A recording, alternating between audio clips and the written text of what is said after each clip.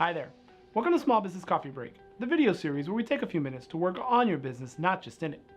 Today we talk with Lillian Suhr of Suhr & Associates about what does it mean to pierce a corporate veil. Lillian has over 20 years of experience in corporate and real estate law, so grab a cup of coffee and let's get into it.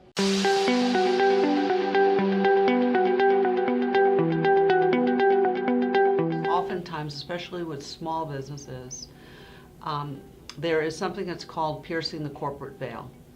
And even though you may have you have done everything correctly as far as creating the company, whatever corporate entity you choose, it is very important to keep all the finances separate. You cannot use the company's checking account, for example, as your own personal account to pay your personal bills.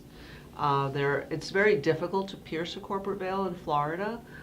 Business owners are pretty protected under the law, and then there are different factors that the other side must meet in order to get to an individual.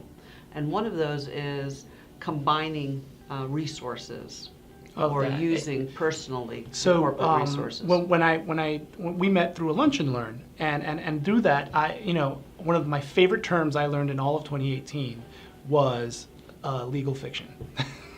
Keeping up the legal fiction. That's correct. Because it's as we were talking, this isn't a separate entity. It's a family member of mine.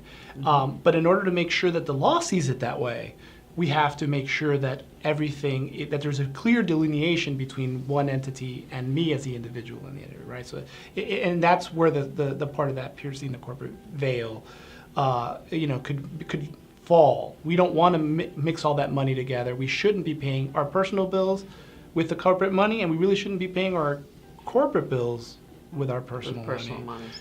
Because that way, there's ways of structuring it. That's why we have accountants for loans and so on and so forth that an individual can make to its own company. But we want to make sure that all that's taken care of from both a legal perspective and an accounting perspective. So you were paying attention in that lunch and learn. A little bit. If you have any questions that you'd like to ask Lillian, I put her contact information in the description below. If you have any questions you'd like me to ask Lillian or any other professional in their field, my contact information is also in the description. See you next week for another cup of coffee and more questions answered.